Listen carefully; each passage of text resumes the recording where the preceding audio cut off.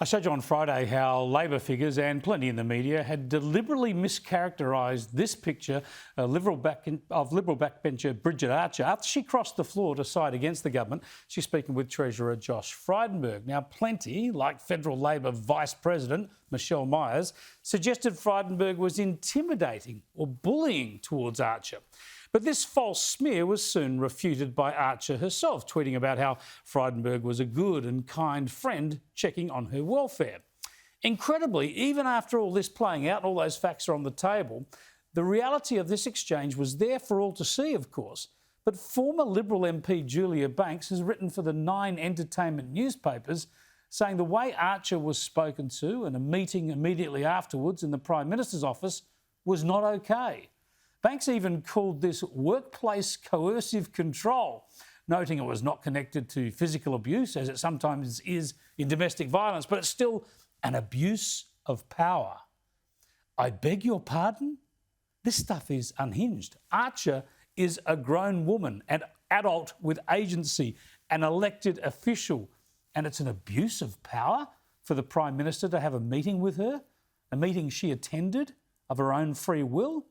Over at the ABC yesterday, we saw the same leftist outrage drilling into the minutiae of this meeting. She has said, from what she said to me, that she totally accepts that the Prime Minister would want to see her for the meeting. That's not a problem, understands that, but just would have preferred it to have been at a time of her choosing, because she spent the first couple of minutes just crying and apologised because she was really overwrought. The Prime Minister's office then goes straight into management mode, when, perhaps just giving Bridget Archer 10 minutes to compose herself and her thoughts would have actually been more in their interests.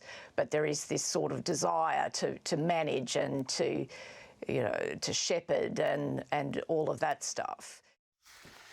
If these people didn't have double standards, they'd have no standards at all, would they? If Archer was a member of the Labor Party, for instance, she would have been expelled from the party. No ifs, no buts.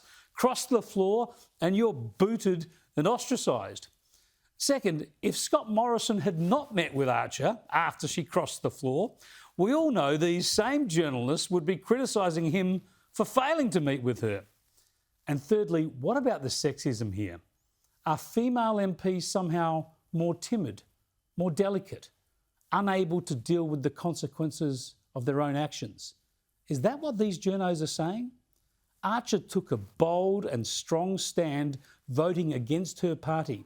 Agree with her or not, she showed the courage of her convictions. So why do people want to infantilise her afterwards and suggest she's then not capable of discussing her actions with the Prime Minister?